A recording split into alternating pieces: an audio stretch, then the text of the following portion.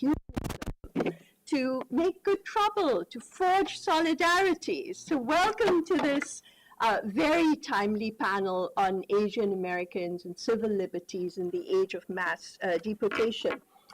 So in order to save time, just so that we can have a robust Q&A session, what I thought I'd do is to introduce our speakers in the order in which they will deliver their remarks. Their full biographies, by the way, are in the programs that you received. So I'm going to mention their affiliations. This is going to be a brief version of the introductions, but their accomplishments are all listed in the program. So our very first speaker is Anju Gupta. She is Professor of Law and Judge Chester J. Straub Scholar and Director of the Immigrant Rights Clinic at Rutgers Law School, Newark. Anju will be followed by Sucheta Meng, who is Executive Director of Mekong, New York City. Next, we will have the pleasure of listening to Reverend Deborah Lee, who is Co-Executive Director of Interfaith Movement for Human Integrity. And finally, of course, our Robert L. Hess, Scholar in Residence 2026, Russell M. Jung. He will offer responses to their remarks.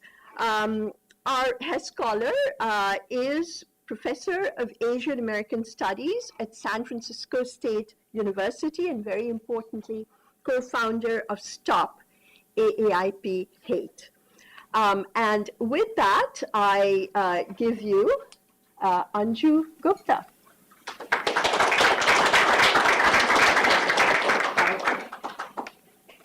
I'm just going to put my PowerPoint on and then I'll come sit.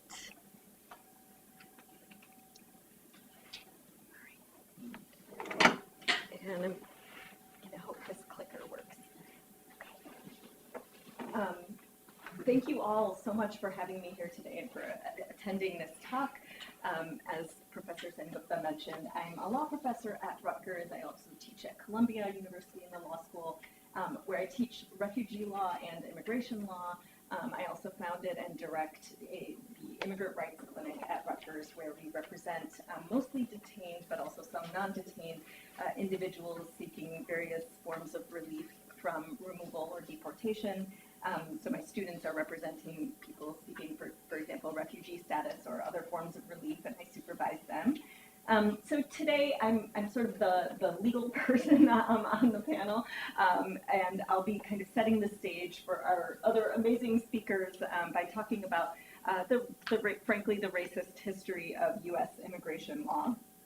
So here let's test this out. Okay, great. Okay, it's working. Okay. So there is a myth at the center of American identity, and that is that this is a nation of immigrants and that our doors started off being completely open, that the Statue of Liberty means what Emma Lazarus wrote in her poem, which is, part of which is up here. But the truth, of course, is more complicated and more painful. So this is a cartoon, a political cartoon that was published 2 years before Lazarus wrote her poem. And in case you can't see them, the words above, this racist version of Lady Liberty are filth, immorality, diseases, and ruin to white labor. So the history of U.S. immigration law is in significant part a history of racial exclusion, written in statute, upheld by the courts, and embedded so deeply in our legal architecture that it shapes the world that we live in today. Federal immigration law has repeatedly used race and national origin as explicit criteria. Asian and Asian American communities were the first and most explicit targets, and I'll talk about that today. Legal doctrines built on racial exclusion have never fully been overturned, even to this day, right? So I want to trace that history again, focusing specifically on Asian and Asian American communities, and then bring us to the present. Because this is not ancient history, this is a living inheritance. the United States, so kind of beginning at the beginning here, right? The United States did not begin with open borders, but its earliest federal restrictions were explicitly racial. So the Naturalization Act of 1790, one of Congress's very first acts, limited citizenship to free white persons. And it wasn't until 1868 when the U.S. adopted the 14th Amendment to the Constitution and the concept of birthright citizenship, right? So to ensure that, and that amendment was passed to ensure that the descendants of enslaved persons, those who were born in the U.S., would be deemed citizens of the U.S. Then by the mid-19th century, Chinese immigrants had come to California in significant numbers to mine gold, to build the Transcontinental Railroad, right, so all of those things. But then when the economy turned, they became scapegoats. And then in 1882, Congress passed the Chinese Exclusion Act, the first and only federal law at the time to ban immigration based explicitly on race and national origin. It barred Chinese laborers from entering the country and denied Chinese immigrants, including long-term residents, the right to become citizens or the right to naturalize. The U.S. Supreme Court upheld this law in a bunch of cases, but starting with Che Chan-ping versus United States. This is often called the Chinese exclusion case, ruling that Congress had plenary, and I should say by extension the executive branch, so Congress and the executive branch had plenary, essentially unreviewable power over immigration. That doctrine of plenary power has never been overturned to this day. It remains the foundational legal framework for immigration control, even today. And then also in Fong Yu Ting, the United States, the Supreme Court extended that principle of plenary power not only to the right to exclude immigrants, but also the right to deport immigrants who had already been here. A few years later, though, in Wong Kim Ark, the Supreme Court recognized that birthright citizenship extended to Chinese individuals who were born in the United States. Although, of course, as I'm sure you've all heard, that precedent and the idea of birthright citizenship itself are currently under attack by our own federal government, and I'll talk about that a little bit more in a bit. Okay, so then after this, Congress kept going in this direction. The Immigration Act of 1917 created the Asiatic Barred Zone, which was a geographic designator that effectively banned immigration from most of Asia and the Pacific. And then we had the Immigration Act of 1924, the Johnson-Reed Act, which established national origin quotas explicitly designed to preserve the ethnic composition of the United States as it was in 1890. It also barred immigration entirely by, quote, aliens ineligible to citizenship, a legal category that, since naturalization law, still limited citizenship to free white persons and persons of African descent, meant virtually all Asians. Right? And the racist intent of this law was not hidden. So I'm putting up a quote here from Senator David Reed, one of the Act's authors, who wrote openly that this law would preserve, quote, the racial composition of America, right? So the eugenics movement was essential at this time. Congressional testimony cited pseudo-scientific racial hierarchies to really justify these quotas. And then with World War II, we saw some of the most dramatic violations of all. In 1942, President Franklin Roosevelt signed Executive Order 9066, which led to the forced incarceration of approximately 120,000 people of Japanese ancestry. Here's a photo. The majority of the incarcerated individuals, 2/3 of them almost, or approximately, were U.S. citizens. Their crime was their ethnicity. The Supreme Court upheld this incarceration in Korematsu v. United States, a decision that was not formally overturned, until Trump v. Hawaii in 2018. Though even that ruling, right, that overruling of Korematsu came in a ruling that upheld what is known as the Muslim ban. And we'll get to that a little bit more in a bit, but I just want to put up these quotes from Donald Trump, and we can see from these words, right, that and these words happened in the lead up to the Muslim ban, right, that you can really draw a direct line from this racist past in our immigration history to the present. And sorry, can people see all of that? Okay. Do you want to move the slides over? I know. I think everyone's Sit over there. So the bottom says what I'm doing is no different than FDR, right? So directly comparing what he's doing to Japanese internment. Okay. So getting into a little bit of reform that happened.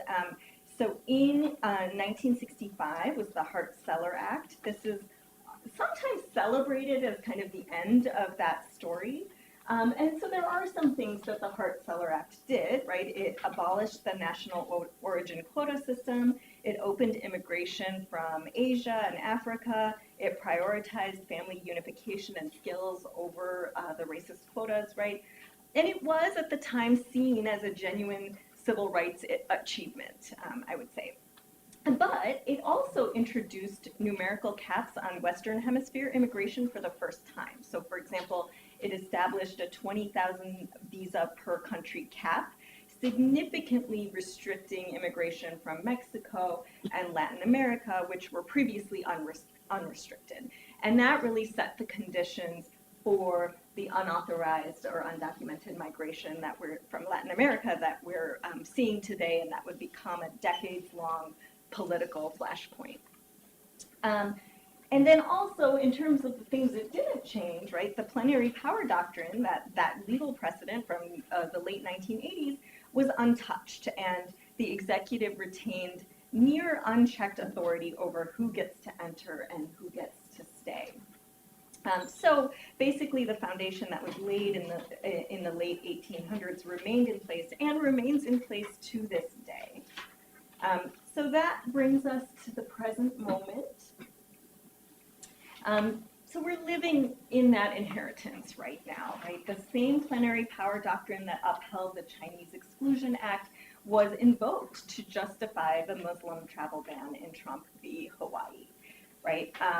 And in that case, the court's majority, this was a 5-4 decision, I believe, the court's majority, citing national security, deferred to executive authority just as the courts had done in 1889 and 1944.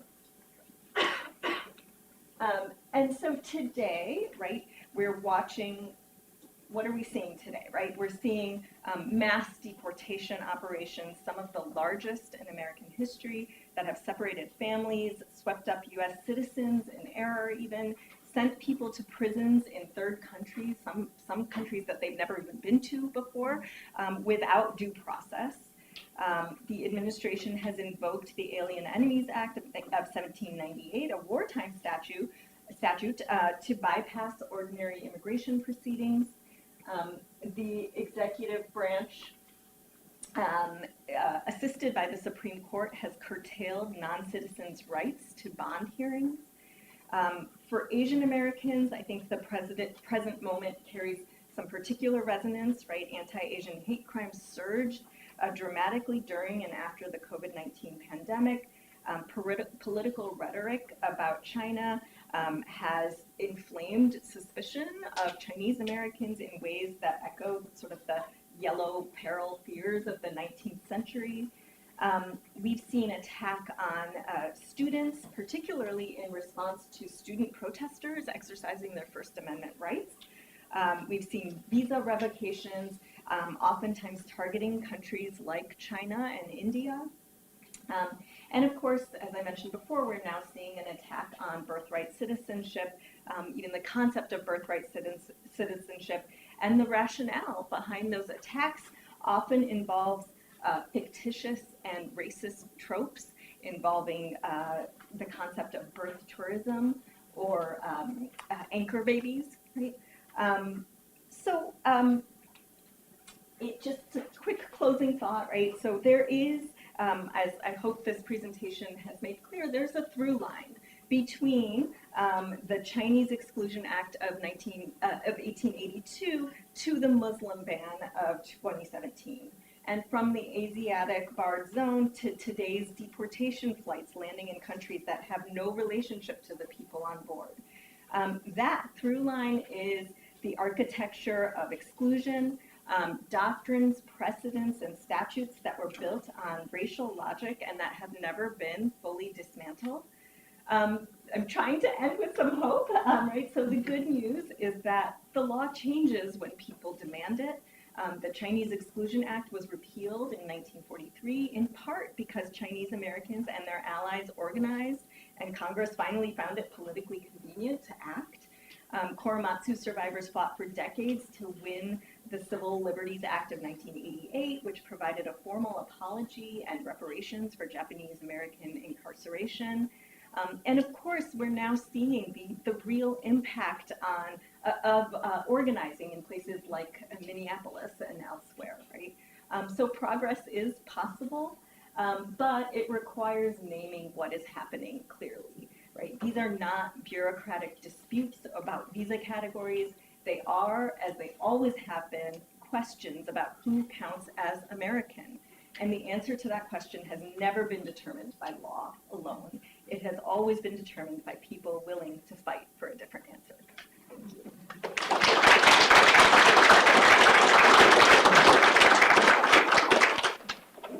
Thanks so much. Chief Meng. I apologize, everybody, I don't have slides today. So good afternoon, everyone. My name is Sushiata Meng. I'm the Executive Director at Mekong NYC. Thank you to Brooklyn College for this invitation to join this really amazing panel today. I'm honored to be here to help recognize the illustrious work of Professor Russell Jill and to speak alongside such esteemed guests. So today I'll be discussing the deportation crisis that's been facing the Southeast Asian community across the United States, including here in New York.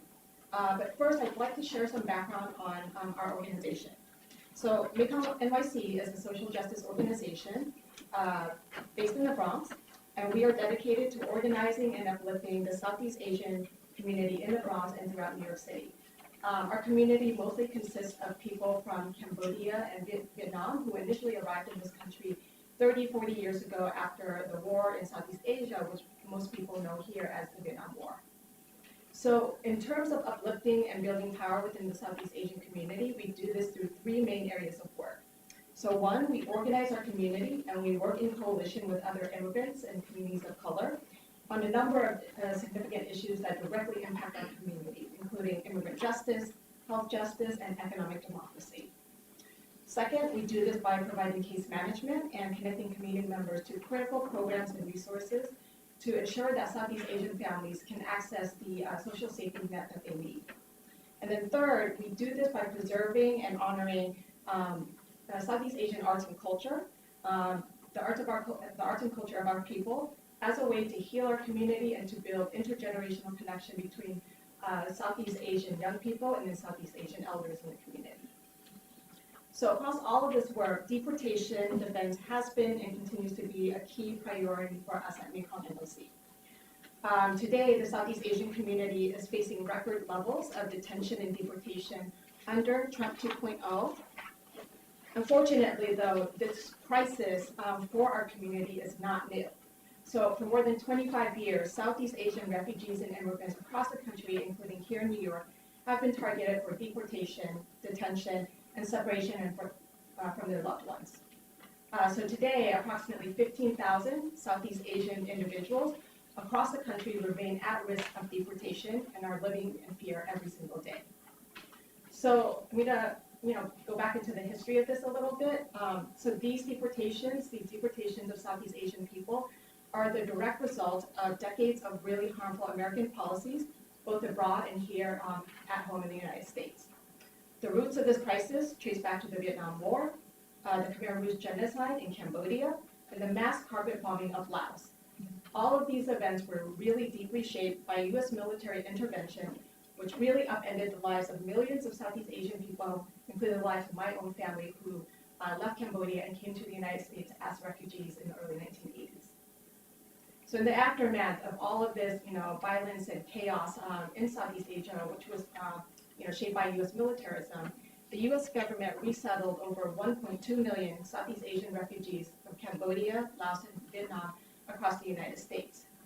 But despite the U.S.'s government's promise of a new life, our community faced a new set of hardships here as refugees. So this time in the form of systemic poverty, unaddressed trauma, cultural isolation, over-policing, and then eventually deportations. So here I want to highlight a particularly timely anniversary. So next month, April 2026, marks the 30th anniversary of the 1996 immigration laws. So these are the Illegal Immigration Reform and Immigrant Responsibility Act and the Anti-Terrorism and Effective Death Penalty Act, which are often referred to in shorthand as IRA and EDPA. So these laws essentially created the architectural framework for the mass deportation machine that we know today. They dramatically expanded the category of deportable offenses, and they stripped away many forms of due process, thereby institutionalizing the criminalization of poor immigrants and immigrants of color, including Southeast Asian refugees. So fast forward 30 years later, under a really dangerous federal government that is really hell-bent on, erasing all immigrants of color, the Southeast Asian community continues to live in fear on a daily basis. So every day we hear from our community members in the Bronx and throughout New York that they are afraid to go about their daily lives. They are afraid to drop their kids off at school. They're afraid to go to the grocery store for food, and even to go to the hospital for their doctors and medical appointments. And for the 15,000 Southeast Asian community members at risk of deportation, this fear is particularly acute. So the U.S. has deported Southeast Asian refugees to countries they barely know, and in some cases, Southeast Asian people have been deported to third countries such as Libya and Eswatini. And what we're seeing is that these numbers are only going to continue to rise. So between January to October 2025, the Trump administration deported more Southeast Asian people in a fiscal year than any prior administration. So this included 46 people to Cambodia, 175 people to Laos, and then 676 people to Vietnam. So in this landscape, Mekong, our organization, we remain the only community-based organization to provide deportation defense to Southeast Asian refugees and immigrants in New York. Our team is fighting deportations on multiple fronts. So we're providing Know Your Rights trainings, safety planning support for families. We are accompanying community members to their ICE check-ins at 26 Federal Plaza. We are organizing public and political pressure around individual cases. And we're also connecting community members to trusted legal partners such as the Asian American Legal Defense and Education Fund, or ALDEF for short. At the same time as we are providing individual case support to community members, we are also fighting the broader system of mass deportation. So through campaigns and coalitions such as ICE out of New York City, the Clemency Coalition of New York for All, and the Southeast Asian Relief and Responsibility Campaign, we are building the power of the Southeast Asian community while at the same time standing in solidarity with other immigrants and communities of color across New York. So despite the bleakness of this landscape, I do want to share a recent victory to sort of close out my remarks. So last summer, Mekong won a pardon for our community member Sammy, a 54-year-old refugee who faced deportation from Laos, and he actually grew up in this neighborhood as a resident of South Brooklyn since the 1980s. So in July, Governor Hochul granted Sammy a pardon just days before he was scheduled to check in at 26 Federal Plaza, when we anticipated that it was very likely that ICE was going to detain him and prepare him for deportation. So it was actually during this campaign where we first met Professor Jung and his students who partnered with our organization in uplifting Sammy's case during this really critical time. And so we won this massive victory. And so, now Sammy is safe. And this is after years of community organizing, including petitions, letter writing, phone banking, in partnership with allies from across New York and from across the country. And so through all of this organizing that took place over the course of 5 or 6 years, we were able to make what once seemed impossible happen.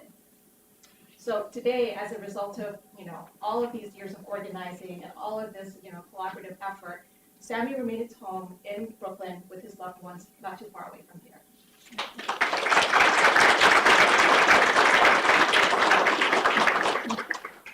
So just in wrapping up, as we confront these really frightening and scary times, I think Sammy's story offers a reminder that community organizing works and that it is powerful. It shows us that when communities come together, we can resist injustice and build real pathways to safety and dignity for our communities. So through collective power and solidarity, we can ensure that all immigrants, including the Southeast Asian refugee and immigrant community, have the chance to live safely in the communities that they all call home. Thank you so much for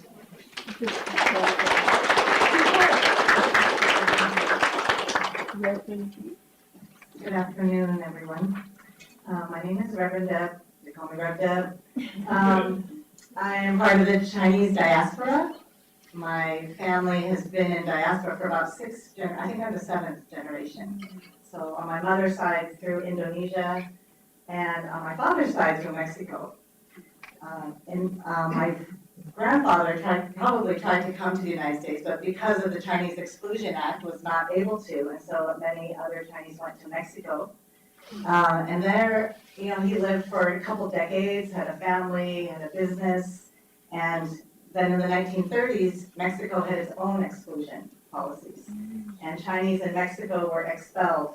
And so he is someone in his 50s, with his family of 5, had to uproot themselves and were sent back to China. So this question of deportation and detention, I only knew about some of this history recently, but I've been doing the work of detention and deportation, and now it all makes sense to me. Why? I am coming from the faith community. I'm a Christian minister in the United Church of Christ, but I direct an interfaith organization. And we come together with people of all different faiths, or no specific faith at all, but who come around with a shared sense of spiritual values, that we are to love our neighbor, that we are to care and express kindness, and we are to dismantle injustice where it occurs in our name. So I'm going to share a little bit about our work and how we approach this work. And one of the ways we approach this work is by understanding history. And thank you so much, Anju, for sharing so much about that, because I think we have to understand the echoes of history to understand, how do we start to organize?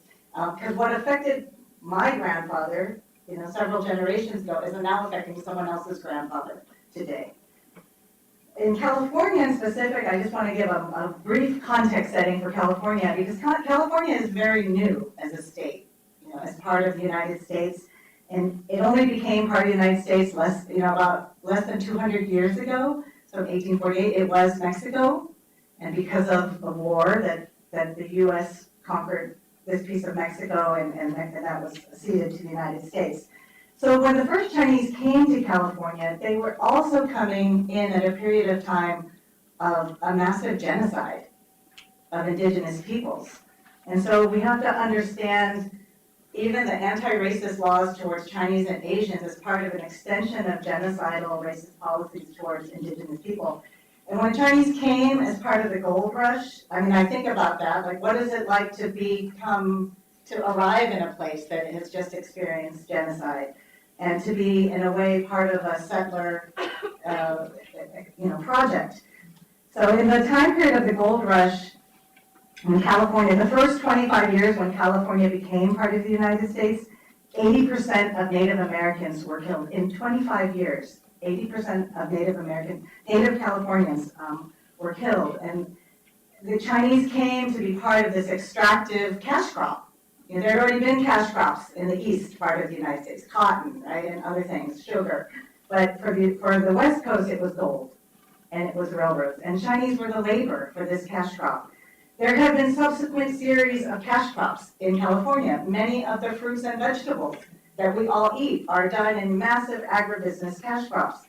We see, these are modern day kind of cash crops. We also see the prison system, especially the private prison system, which started in California, is another cash crop. and the Silicon Valleys of today, that are providing military and other kind of technological advances, is another kind of cash crop, which employs a different set of immigrants and migrants. So the California, when I think about Chinese exclusion or Asian American exclusion, I want to think, we try in California, because we're a California-based project, is we want to understand this as a racial justice project, on top of a series where Asian exclusion is just part of many other ways that other communities of color have been criminalized and excluded. And one major way in California was the foundation of the mass incarceration industry, which criminalized Black and brown communities through the war, quote-unquote, war on drugs. And that created this industry of the private prison systems, which we see being employed right now, deployed, for immigration detention today. So I always like to ask people this question: when were your people considered illegal? For my people as Chinese, it was that Chinese exclusion period. If you came in that period, you were illegal. But for other people, for queer people, for Jewish people, other communities have also been considered illegal at different points of time. Like you said, the laws change. So in California specifically, we have two important symbols of exclusion.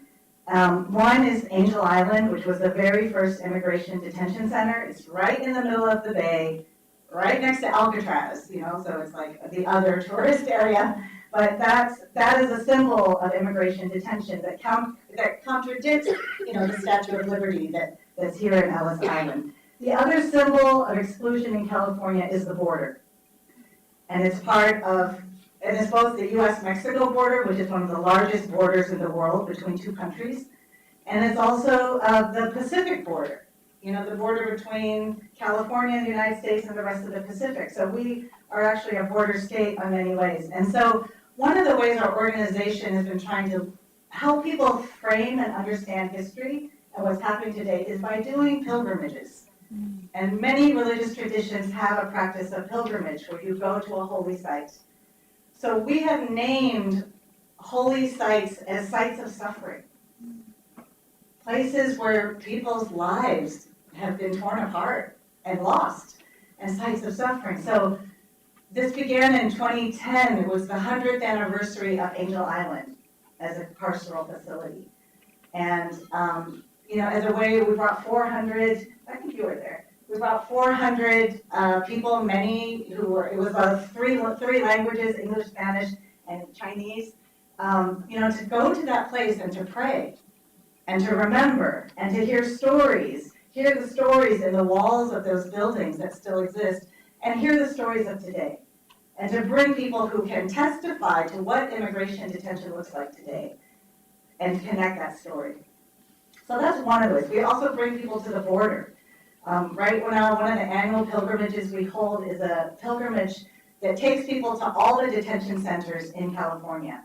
And we go, they're in really remote places by design. And so we actually go and people are on the other side of the wall.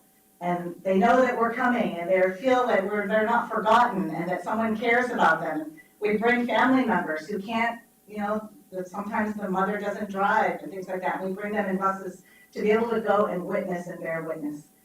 So that's one of the things. I wanted to share a little bit briefly about another important piece, and that is part of the way we do our work, is that we want to fight against exceptions and exclusions. And although California is so-called sanctuary state, we have a huge exception.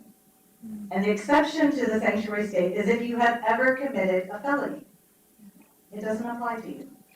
I'll share you a story very briefly about a friend of mine named Robert, who was a Fijian immigrant. He came with his family legally when he was a child. By the time he was in his late teens, he committed a robbery. He robbed a 7-Eleven for $250, the cash box. He was, he didn't have access to a good attorney, so he had the public defender. He took a plea deal, and he would have gotten 3 years in state prison, but because he had a gun on him, he didn't use the gun, but he had a gun on him, he got a 10-year gang enhancement. So he ended up spending 13 years for a $250 robbery. On the day that he was granted release, he did all kinds of amazing things in prison. All kinds of things. Raised money for kids with leukemia, led music groups. The day that he was to be released, before he could get to his family waiting for him in the parking lot, his 2 kids, ICE was there to pick him up. And so this transfer of people on the day that they have earned their release after they paid their debts to society, this is happening every day, including in sanctuary states and every other state. This easily transferred, justified by the rhetoric of the worst of the worst. And you'll hear that narrative about bad immigrants and good immigrants. And so when we want to practice what does freedom and justice look like without exceptions, it means everyone. He served his time. He has a family. This is his country. He deserves to be here. So that is something I would really like all of you to help fight against, that kind of a narrative that's all over the place, right? That really to think through that so that we can really practice safety and belonging for everyone and to hold that narrative. Our motto is that every person is sacred because that's what our religions tell us. And by everyone, we do mean everyone, that everyone has the capacity to change. Everyone has the capacity to be redeemed. Everyone is part of the fabric of our community. Thank you.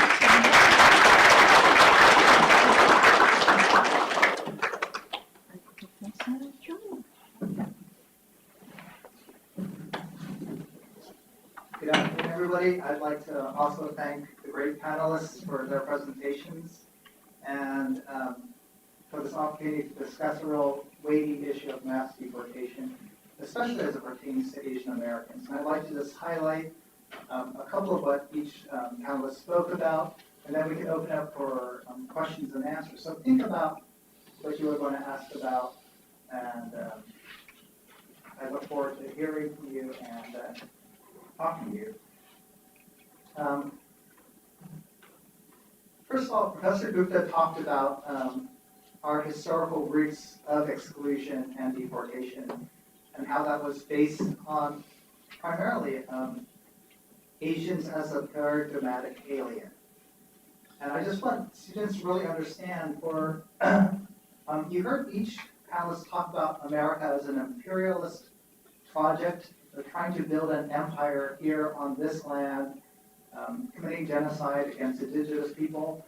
And the original settlers, they understood their whiteness vis-a-vis blackness. And they claimed their freedom based on blacks as slaves, right? They claimed their settler roots vis-a-vis indigenous people who were decimated and found to be unfit to be on this land. But whites also found their citizenship vis-a-vis the paradigmatic alien who were Asians. Does that make sense to you? That you understand your sense of self in comparison to others and who you're opposite of.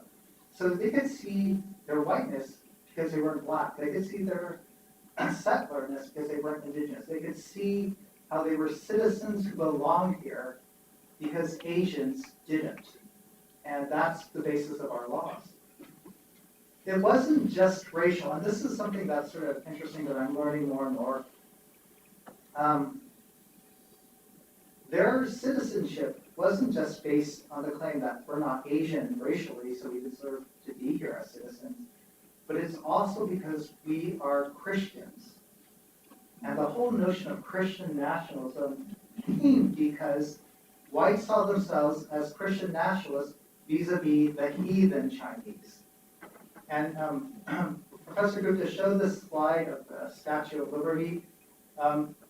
Chinese were seen to take away white jobs, but they were also seen as being immoral and filthy. And so whites saw themselves as moral, again, in contrast to the Chinese. And you could see that throughout. They contrasted themselves to the Chinese and then to the Hindu menace and the dusky peril when South Asians came and worked in the milling factories in Washington.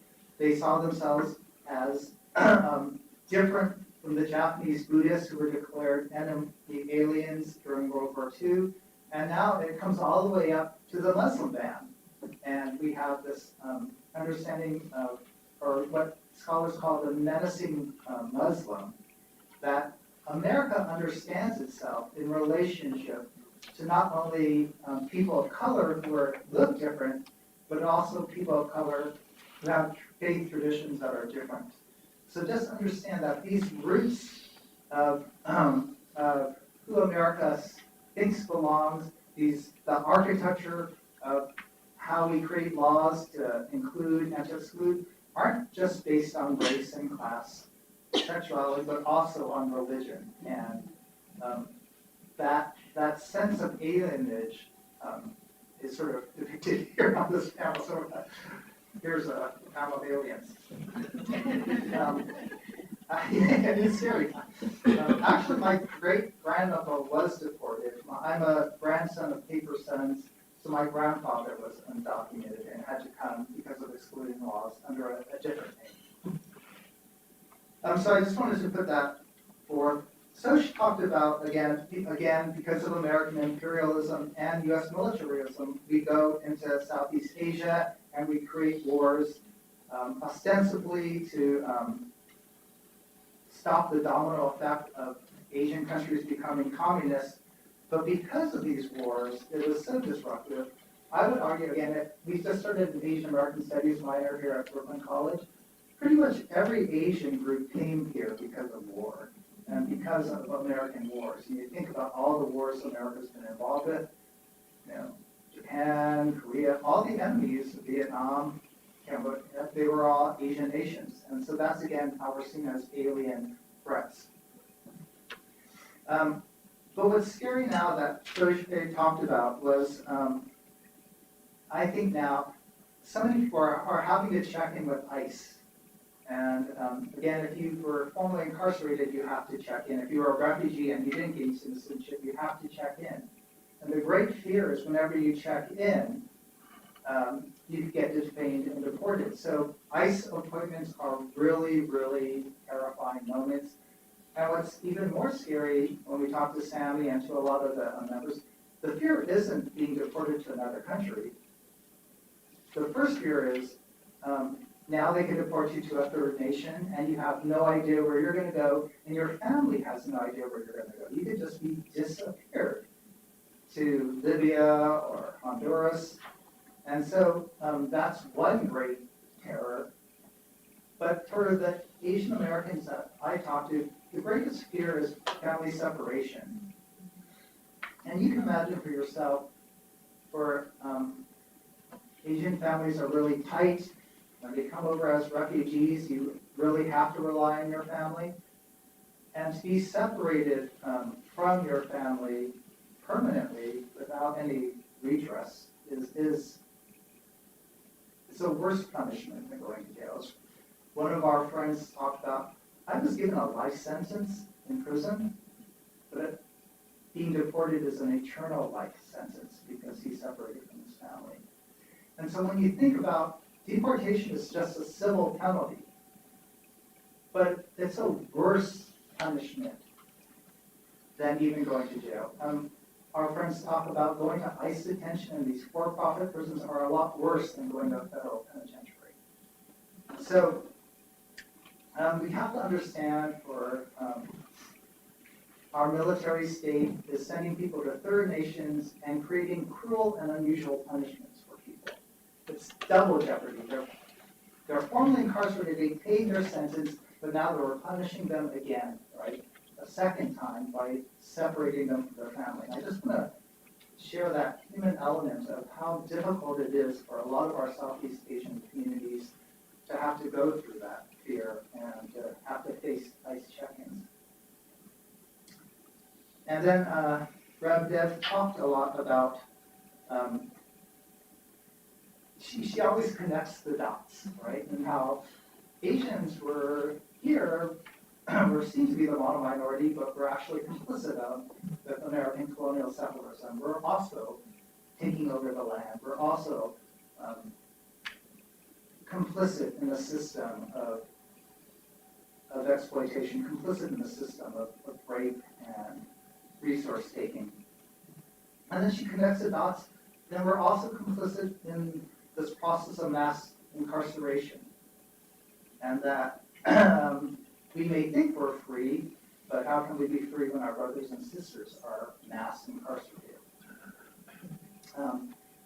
And then she sort of suggested that, well, she takes the routes on pilgrimages. And what I want to say today for the students here is this moment now, I hope, is a pilgrimage for you. That you may even think of this time as a sacred time when you've come to hear the stories of your elders.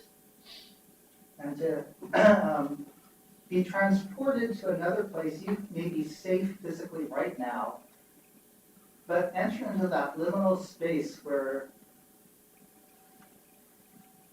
you might be subject to something different, to experience the fear and the terror of having to be separated from your family, the fear and terror of being deported, the fear and terror of being detained where you don't get adequate food and water or medical. That pilgrimage for you then puts you into empathy and solidarity with 1/7 of the Asian American community.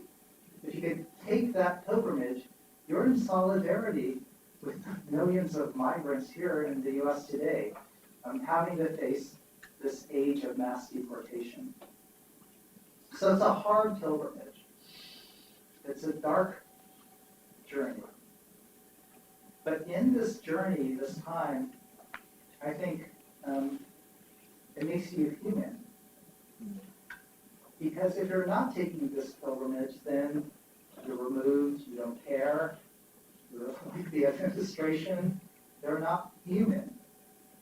And our hope for you today, and this Hess week, and as you learn from these leaders and activists and organizers, we need to understand the histories, we need to hear the stories, we need to take that pilgrimage if we're going to make anything different. So journey with us, ask us questions, and we hope we could take you to a better place. Thank you.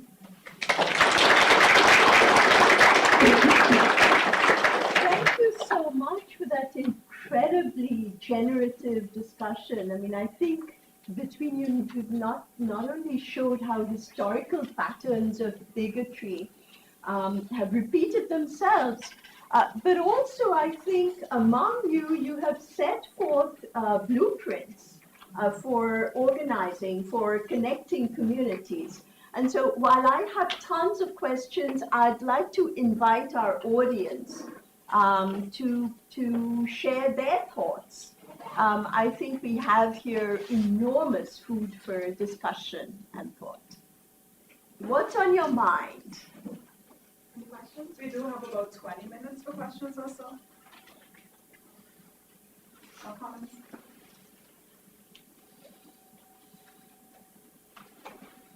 For the students think, thank you all for the wonderful panel. For somebody who's, I'm an immigrant from Central America, so for any of us who want to hear voices of the Asian American community or Asian diaspora and so on, hopeful voices, I know I will be buying Professor Young's memoir, but do you have a few other suggestions? I'm asking because in these dark times, I have been listening a lot to the sermons of Martin Luther King. Like, I just, instead of listening to the news or whatever, sometimes I just listen to that. So, suggestions you would have for us?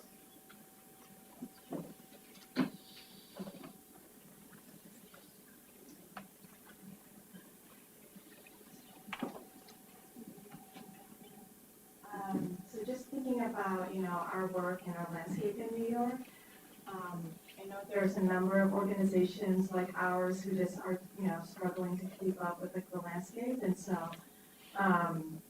we are lucky to be working alongside like many different organizations who are also trying to defend immigrant communities like in New York. And so, there's a number of sort of like statewide organizations, like NYAC, they've been sort of like at the forefront of the immigration sort of like fight.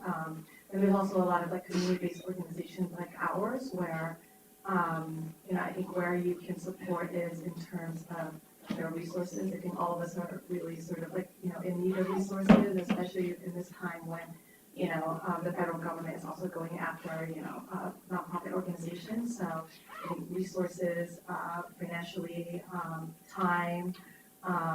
So yeah, those are some things I would recommend. Other questions? Or comments? I think that's one, two.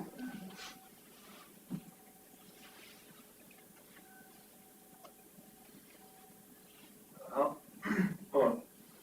I hear a lot about like different a lot of these different things like organizations and stuff and associations that do work like this, but I think the biggest issue that like maybe I would have is trying to figure out how to actually get connected with those things. Like where do people let's say for your association about helping defend people that are going to be supported. Something like that. How do people get connected to stuff like that? Yeah, thank you for that question. I think it's a very good question.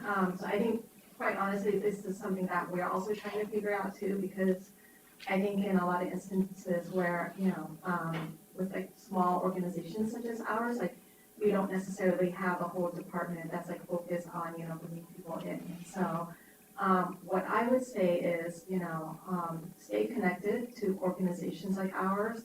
I think sometimes, we have people who approach us and are very specific in what they want to offer, but I would say that, what's really helpful is like when people say, what do you actually need? And really ask like organizations who are on the ground doing this work that. So yeah, that's my recommendation. And so, I think we are, in terms of the work that we are doing, we don't just do immigrant justice work, we do a lot of work in different areas too, like, economic democracy, health justice, but just, I think we are, I think it's very helpful when people approach us and ask, what do you need? As opposed to, saying, I want to, help you in this very particular way, so. Just add, I think it's a good time to self-organize. So if you can organize a group of people, it could be students here at this college or people in your neighborhood. We're in an all hands on deck sort of situation as a nation, and we need more organized groups. And we can't all rely on all the small nonprofits, but organized groups who can stay connected and join larger coalitions. But your group can say, we can do this. I have a group that just does letter writing to people in detention. I have a group, Russell's one of them, who go and serve coffee in front of the ICE building when people are checking in, right? But you organize your small group and then say, what can we do to help? And connect to somebody. Yeah, thanks for that question and thanks for the desire to connect and to do something. So I work with RevDev's organization, and this is just an example of what we do is people have to check in at ICE, and as I said, it's a scary time for them. Oftentimes I see families there, and families are clutching their dad who they may not be able to see after the check-in. And so we go and they have to stand outside the courthouse and wait hours in line before their appointment. And so again, it's a scary time. It's a hard time because there's no bathrooms. They can't cut or leave their line. And so all we do is just stand with them. And some people really want to give legal advice or advocate for them, but we really can't do that much for them, except for to be there with them. And we have grandmas who come in. They wake up like 5:30 in the morning just to get to this courthouse. And even though it's raining and pouring, they stand out in the cold, in the rain, simply to be with their brothers and sisters waiting in line. And it's not necessarily effective. We're not making any social change. We're not changing the architecture of the system. It's not like we're going to change the laws that deport them. But all we're doing is standing with them.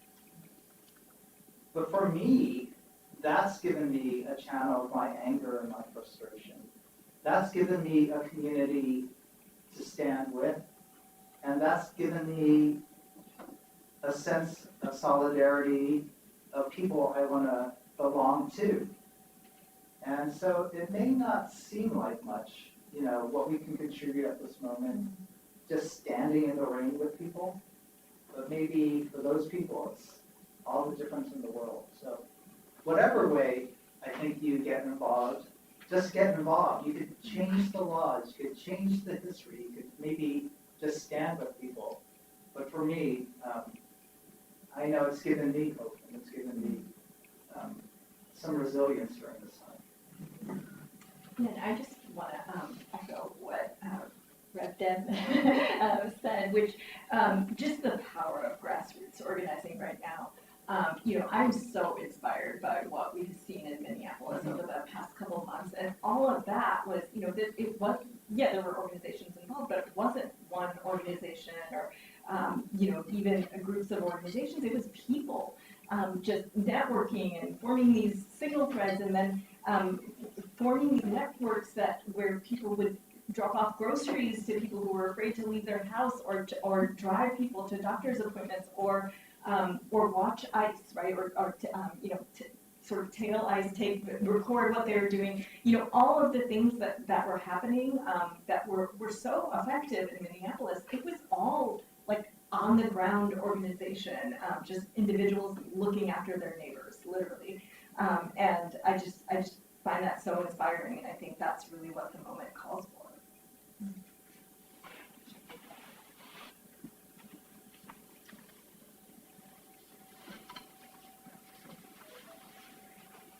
I think it's kind of already been covered, but I wanted to ask the question regarding that solidarity, right?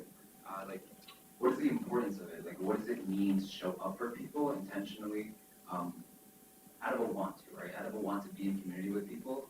So really a question for any panelists, like, what does solidarity mean to you, and what's the importance of it at this moment?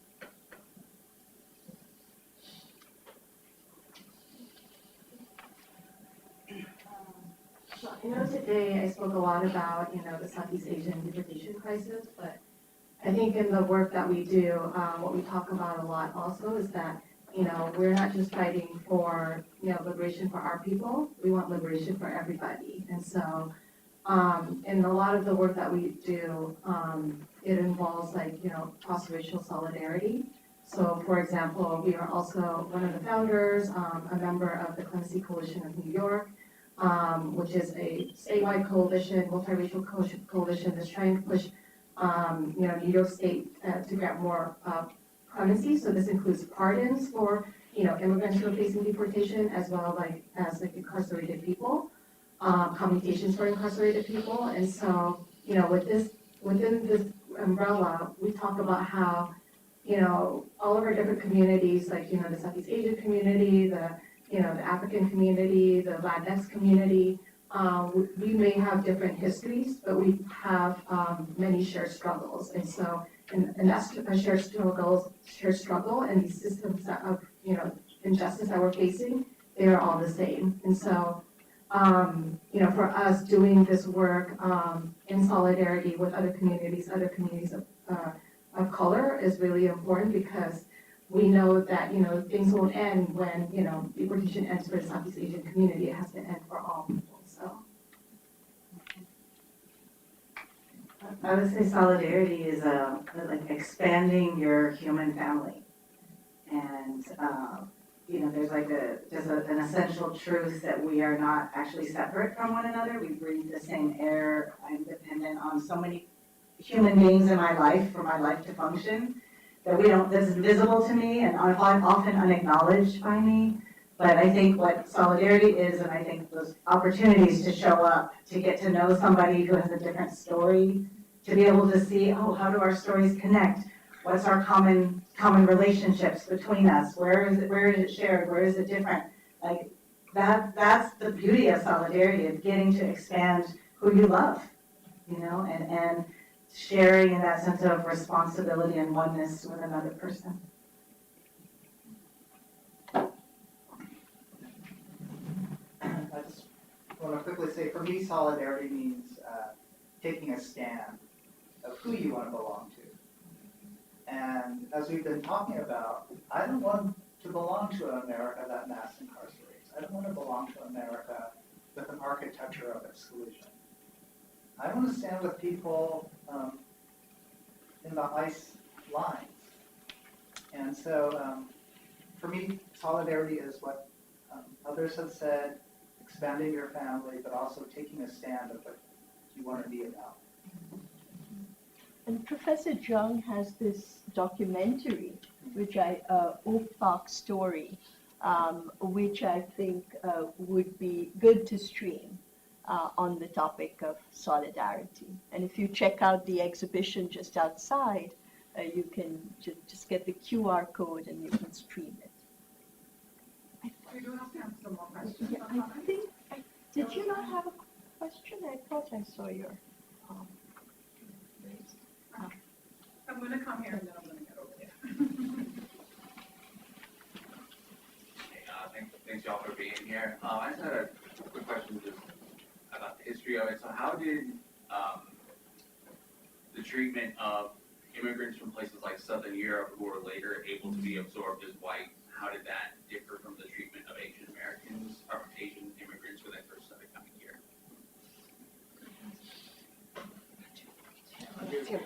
I mean, I don't know legally, right, that there's that much of an answer. I mean, we know that they're all, Professor June talked about the otherization, right, or the I like in the immigration context, I like to say home visitor, right, that self-other, whatever you want to call it, right, and I think that there have always been those groups, and those groups keep shifting and changing, and one thing I would say about sort of just going quickly back to the last question in terms of solidarity, we don't have to accept that, right? We don't have to accept those distinctions, those divisions, and I think solidarity means rejecting that otherization of people, and in this moment, right?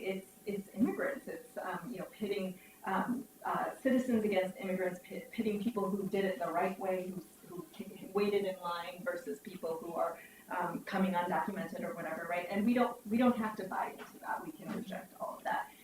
But to get to this question, I think that there in various periods of our history, right, there's been this otherization, whether it was Irish immigrants or Italian immigrants or Jewish immigrants, right? So and then it's like until the next group, right, comes along. So yeah, I mean, this talk I think was really focused on Asian Americans because that's what I was asked to speak about. But yeah, absolutely, there have been those periods involving people who would now be considered white Americans, but at the time, there was that same otherization happening. I can add something to that. Actually, Professor Gupta talked about the 1924 Immigration Restriction Act.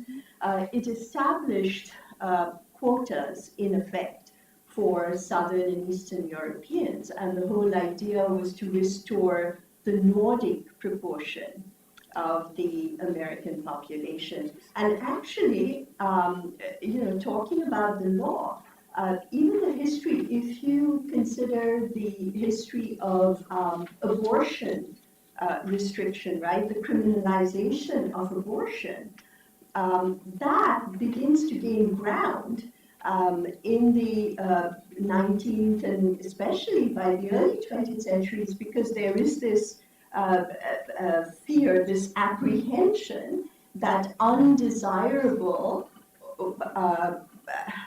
Southern and Eastern Europeans will be having more children than the Nordic proportion, white, Anglo-Saxon, Protestant. So you're absolutely right. Identity was relational, right? And there is this whole literature on how the Irish became white, how Jews became white, how Italians became white. There was a hierarchy of whiteness in the 19th Europe as well as here. Question over here. Thank you all so much for coming to our campus and speaking to us. We're really fortunate that we can hear so many different types of truth being spoken in a moment where that's increasingly rare to find. And I guess my question has to do with that, which is the proliferation of lies or misinformation or untruths, however we want to package that. Can you share with us some very practical habits or skills that each of you from your different sort of specializations and wheelhouses have developed to kind of mute out, silence, combat the proliferation of misinformation and lies that allow you to continue to do your work? Great question. I can start. I'm actually writing about this right now, very immersed in this because in immigration, we've seen lies and misinformation across all areas, right? But certainly in the immigration context, and I think one thing that's really dangerous, right? So they're always, you know, there's that old joke, right? How do you tell if a politician is lying? His lips are moving, right? So this is you know, there's this idea that all politicians lie, and you know, maybe to some extent that's true. And so there is some of that still going on, right? Just the sort of garden variety, taking credit for things, or you know, overstating problems, and you know, those kinds of things.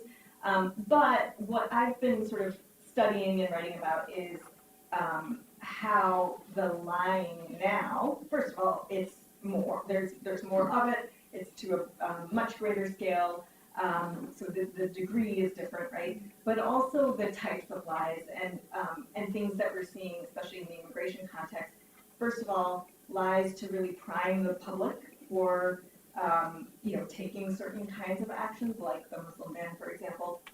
But then also lies that actually allow the executive branch to do some of the things that they want to do, right? So, and I know a lot of these things are being litigated, and we'll see how they turn out, right? But for example, you know, there are verifiable lies, I don't know if that's the right word, but lies that you can you know, see are lies, right? They are lies that are forming the basis of the administration's attempt to cancel TPS, temporary protected status for Venezuelans, for Haitians, for many other groups now, right? So they are lying about what is happening on the ground in those countries in order to do that. And the way that our immigration laws are written, they have a lot of deference and discretion to be able to do those things. And it's very hard to, because the way the laws are written, courts don't have a lot of power to even check those lies. And so, you know, that's something that we're arguing for. There needs to be reform, right? Because a lot of our laws were written under this assumption that the executive branch would act in good faith, right? And that at least that they wouldn't lie, right? They wouldn't lie to courts. They wouldn't lie about what the law is. They wouldn't lie about what the facts on the ground are. And those things are being tested like nothing else right now. So, you know, I would say from my perspective, there's a lot of legal reform that is necessary, because this administration is just exposing those weaknesses, right? And we need to fix those things. But I also think that there are a lot of things that people are doing. You know, we see like Governors Newsom and Pritzker really calling out the federal government when they are making these crazy assertions, like Haitians are eating cats and dogs or whatever, you know, things like that. And I think that's really effective, because the court of public opinion is really effective or really important. So I think that's really important. Yeah, I mean, I think we all, and then just even conversations that we're having one-on-one, I think it's really, really important to call out the lies and the misinformation, because they're really dangerous. I want to say, so there's so many lies being told right now to divide the immigrant community. Oh, the Haitians are getting this, or the Venezuelans are getting, I mean, total lies. So you can try to think about, like, what's behind this statement? Whose interest does this narrative serve? And then the other thing I would say about what's true and what's real is, like, you have to touch reality. You know, and that's kind of one of the, like, why we bring people to the detention center. Like, go touch this wall. Go see the fence dividing the mother from the child. Go talk to the family that's trying to, thought their loved one was lost, you know, for months. You know, like, and then, so it's in that solidarity and in the relationship, right? And touching what's real, that I think helps us really ground ourselves in, you know, what your heart knows. There's like those statistics that say, these people who are anti-immigrant, but they're like, oh, but not my neighbor, he's a great guy, right? You know, but so it's like, how can we build on the relationship and what's real to like, you know, drive actually our policies and combat the misperceptions out there. No, I disagree with the other speakers that we have a cacophony of lies being bombarding us, depending on your echo chamber. And so what we need to do, I think I agree, is understand the facts on the ground and talk to real people to get out of our silos and to find out, well, what's really going on in this community. And there's, you know, dominant narratives. And, but when you get to meet people maybe of a different group, and you realize, oh, they're not all criminals, or they're not all stealing our jobs, or they're not all, you know, whatever. And so that's the first thing is, especially students, you could get out of your phones and talk to real people and sort of find out what's the truth out there. The second thing I think for me is to realize, oh, I'm in my bubble as well. And we need a little humility to realize, I actually think, wait a minute, I know it's true, it's right. And everybody else's narrative is wrong, everybody else is making lies up. I realize, oh, maybe I'm being lied to, maybe I'm living in my own world of lies. And so I think we need to check ourselves and to see what lies am I spewing and how can I have a little humility to learn from others, even those who are different opinions of mine. And so I think that's really difficult today, because I sort of believe in my rightness and other people's wrongness. Well, thank you so much. Thank you for coming. Thank you to our distinguished.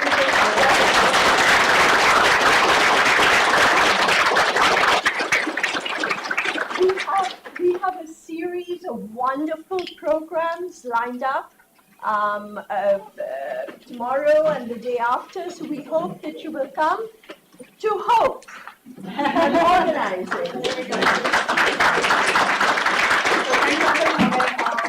So we back here tomorrow morning, there are 3 events tomorrow. At 11 a.m., Beliefs and Belonging, Communities and Justice. Then at 2:15, Recuperating Collective Stories, Right to Chinese American Memoirs. And then at 3:40, Struggling, Surviving, Thriving, Asian American Mental Health. So to see you all back here, and I hope we will have an amazing week. Have a good evening, everyone.